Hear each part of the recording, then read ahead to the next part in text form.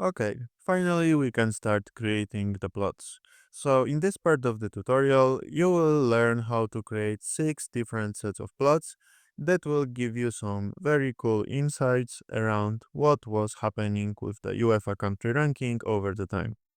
So first of all, let's use current year data frame we just previewed to produce some bar plot. So we call px.bar, we need to call the data frame. Then we need to define what should be on x-axis and y-axis. Next thing is to define colors. So what should color represent, which is like very helpful additional dimension in the analysis. Also, what you can take a look and do your investigation is the color continuous scale, which defines like what is the color range from the minimum to the maximum value, and the title, which will be very helpful for the users of your plot to get some idea what the plot is about. Let's focus on the plot. So what we can see is I have some sorted values for all of the countries. I see Russia on the left side with 0 points, which is clear because of the current political situation. And I see next countries with increasing contribution to UEFA Country Ranking just for this season. What I can see from this plot is currently Cyprus is the country that has the biggest contribution in terms of UEFA Country Ranking. But also what I can see is I can spot directly what are the countries that don't have any team left in the competition. So that, for example, on the left side, I can see Croatia is very far, but still it has at least one or actually two because it's 50% teams in the competition. So Croatia will definitely proceed to the right over time unless it loses all of the games. But I don't think this will happen. Secondly, you can also see on the third place we have Poland, and Poland, while it's third in terms of current contribution, it has 100% of the teams active. So it means it is very likely to get more points. So it is also very likely it will keep its current place in this plot or even go to the right. We will see. But generally speaking, you can see that using just color and additional dimension to use color to highlight, you can get some additional data insights and make the plot give you more informations at once. Let's now create the second plot. To create second plot, we need to iterate. So we want to get numbers from 0 to 9. Then what we want to do is get the data method sorted filtered data frame and use the query method to get the data just for one bucket we created before. Afterwards, we create a line plot with season on x-axis and UEFA country ranking on y-axis. We use markers equal to true so that we can distinguish between actual values and interpolated ones. Next step is to add the vline. So I want to highlight what is the first season the conference league started and potentially identify what was the impact for the countries in the competition and add some annotation. UEFA Conference League first edition. I fix the x-axis value for this annotation to be 6.4. It's based on my tunings. And I want y position to be more or less minimum value of UEFA country ranking for each bucket data -2. There are other settings you can play with, but when you're done, you can just hit run and you have some nice plots we can now inspect. Okay, so if we go to the top, what we can see for the first bucket is the position of Spain. So look, Spain used to be like quite strong and first above all other countries, but right now over time it decreased its country ranking and eventually it's only third, which is like very interesting finding.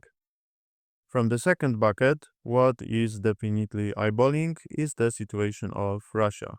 So given Russian teams are forbidden to enter the European competitions, you can clearly see their coefficient is decreasing significantly, opposed to other countries in these buckets, which probably benefit from that a lot. Next bucket is the bucket number 3. So here, unfortunately, the political situation affects also Ukraine, and you can see that the trend in terms of country ranking is like clearly linear and decreasing. And on the other hand, there are two federations that after introduction of Conference League, maybe not directly but with some lag, have a very positive trend, and namely these are Greece and Czech Republic, which improved their country ranking by a lot. From the next plot, we can see, and we should probably highlight Norway. So definitely when we check the vline, we can see that Norway started to trend up, and currently from those 5 teams, it is the best. So when the Conference League started, they were the worst. After about 5 seasons, they are the best. And very similar situation happened to Poland, but in Poland it's way more profound effect of the UEFA Conference League. So you can clearly see that Poland had only 15 points, which is like very poor result, and it's like result good top 5 federations achieve in 1 year. But eventually, after Conference League was introduced, Poland arrived currently at 35 points, and please remember there are still 4 teams active in the competition. From the next plot, I think we can emphasize Hungary. So Hungary has a really nice positive trend from season 17/18, but please also note that this doesn't mean like significant change, because the trend is kept after the Conference League introduction. And also please note that if we have like one more trophy, there are just more points to collect. So to see like real impact, we would expect to see something more than just continuation of linear trend. Next country that doesn't have good situation in terms of recent results is Belarus, and we can clearly see from more than 20 points, recently it's slightly more than 5, so yeah, not good times for Belarus either. From the next plot, I think there's nothing to distinguish except for those that all of these countries that are highlighted since the Conference League was introduced are slightly trending upwards, but nothing spectacular here.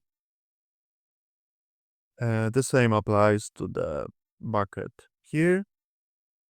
And from the last bucket, you may remember Kosovo.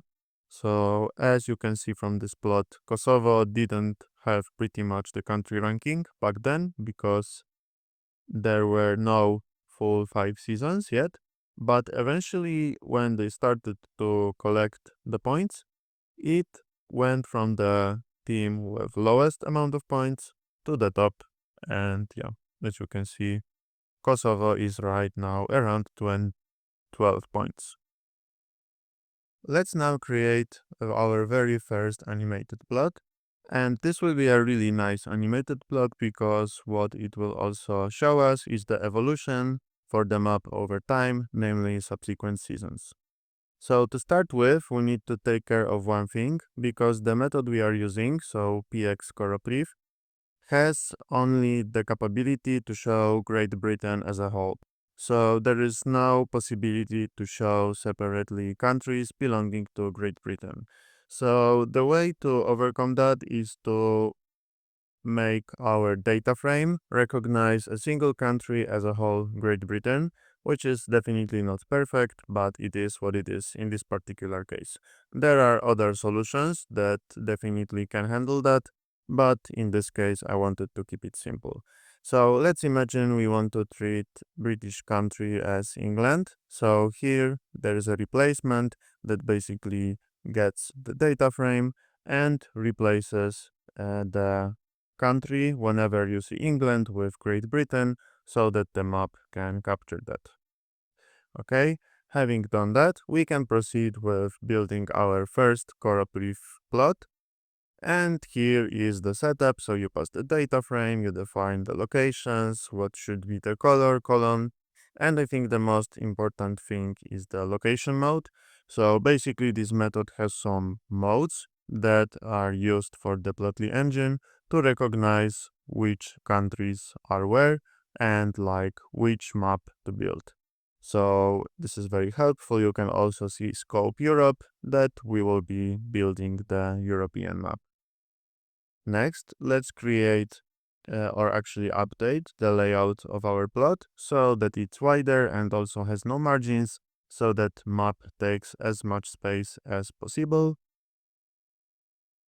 And last but not least, we want to update the animation so that it's not moving too quickly. So here I am setting the duration of each frame to 2 seconds and duration of the transitions to half a second. And one last thing, so this plot we will not show directly in the collab because what happens is that it doesn't look good here.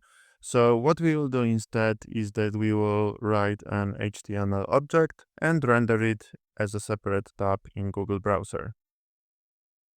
So when you run this code cell, it succeeds, doesn't show any plot, but in the files you can see map plot. You can right click and download, and when you open it, you will have a very nice animation.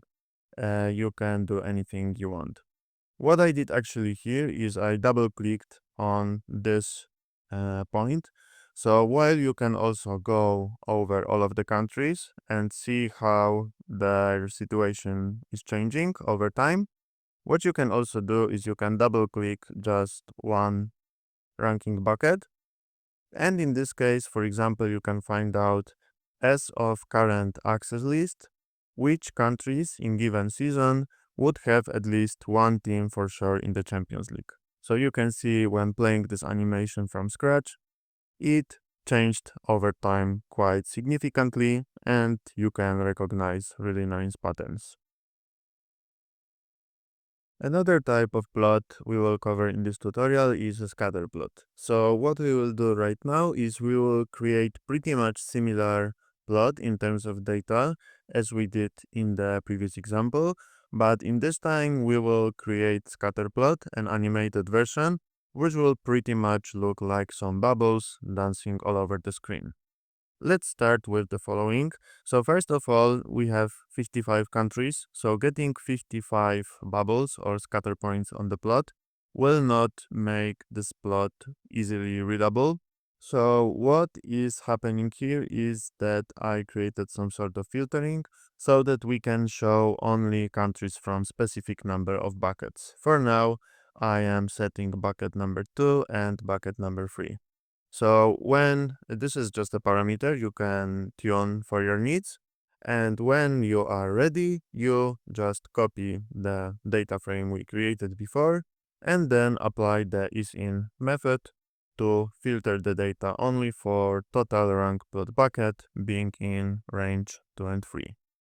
And when I'm done, what is happening next is I am creating some size column, which I hard code to before, just because I want the bubbles of specific size. You can change it afterwards to any number like 5, 3, or whatever you want. And this also depends on how many buckets you want to present in single plot.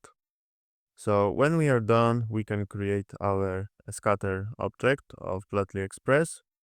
So we define pretty much basic things. One new thing compared to previous plots is the text method, or actually the attribute. So we are defining text to be the country, so that anytime you will see a bubble on your plot, it will be also having a text telling you which country it represents. The next thing is something you know from previous examples, so I am tuning the time for the frame duration and transition duration, so it is the same as before. And one last thing is I am updating the x-axis range and y-axis range based on the plot data melted, sorted, filtered, long name, data frame attributes. So I am retrieving the minimum value of points and country ranking, and same for maximum, and add firstly deducing some value and afterwards adding some value so that I get proper plotting area regardless of which total rank plot buckets I will choose. So when this is done, we can finally show the plot. And look, so right now you have a beautiful scatter plot. On x-axis, you see how many points the UEFA Country Ranking given federation got in given season, so it's 15/16. And on y-axis, you see the UEFA Country Ranking per given season, so sum of this season and previous 4 ones. So when you click on play, you can see how it evolves over time.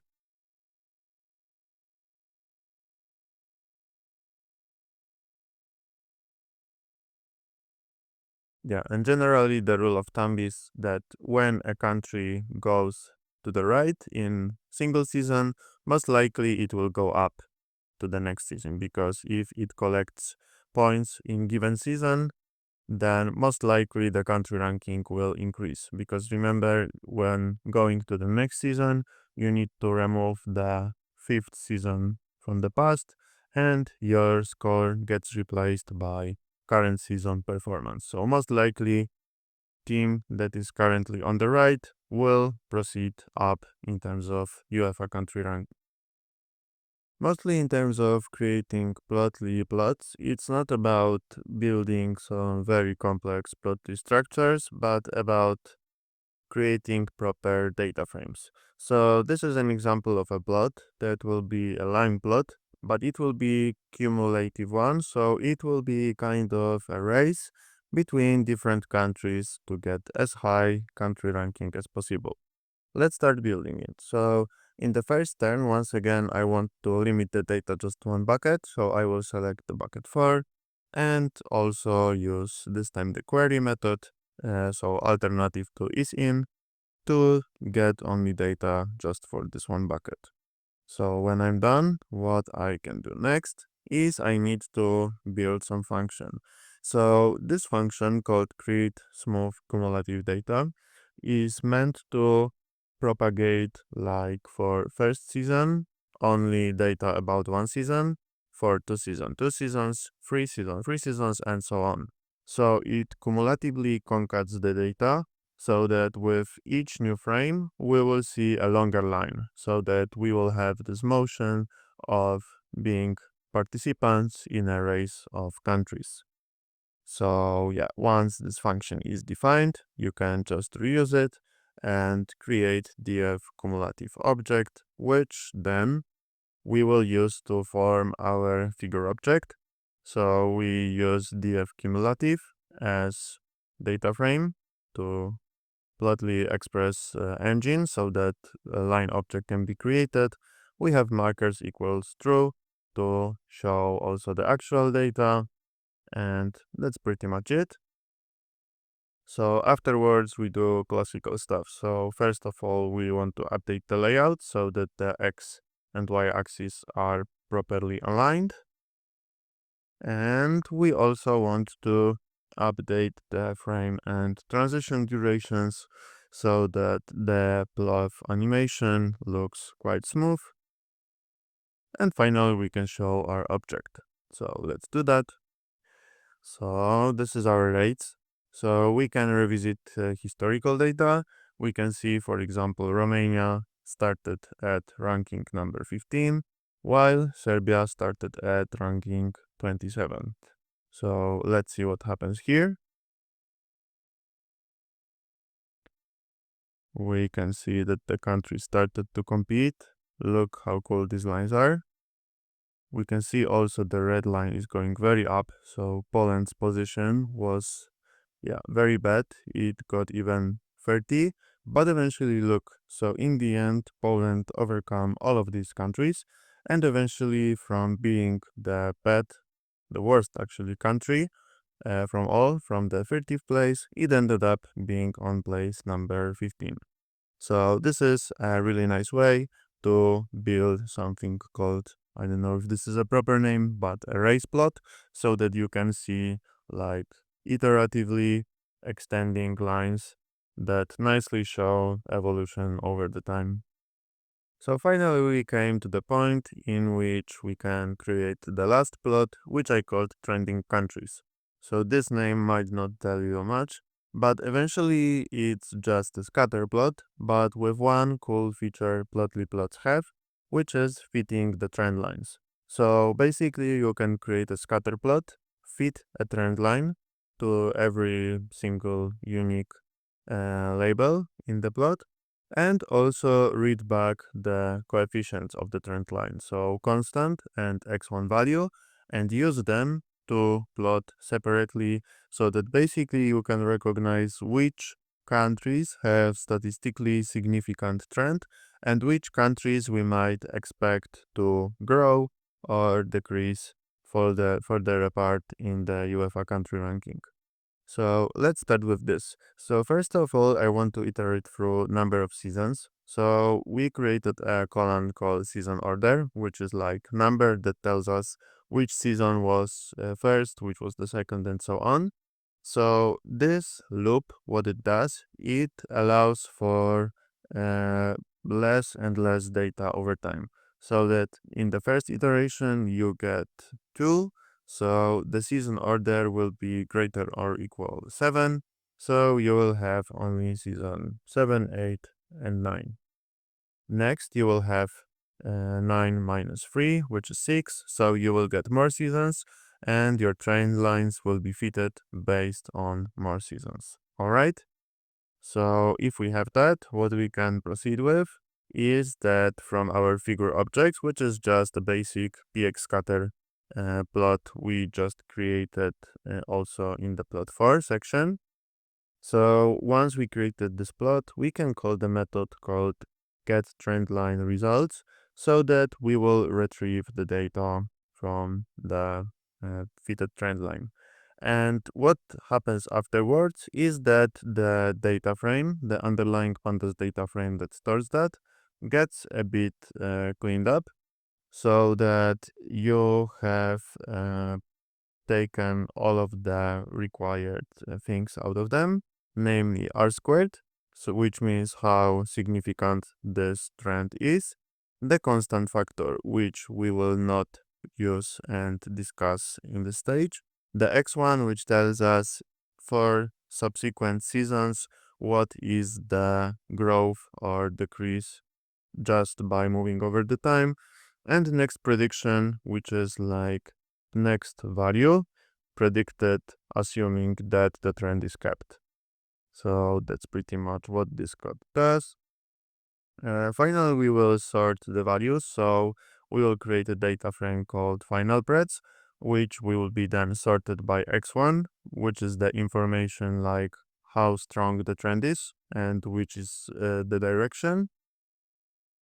And finally, we will create Barplots. So based on last n seasons, you can see that in the title, we will see how the trends look like and get some thoughts around it. So let's run this.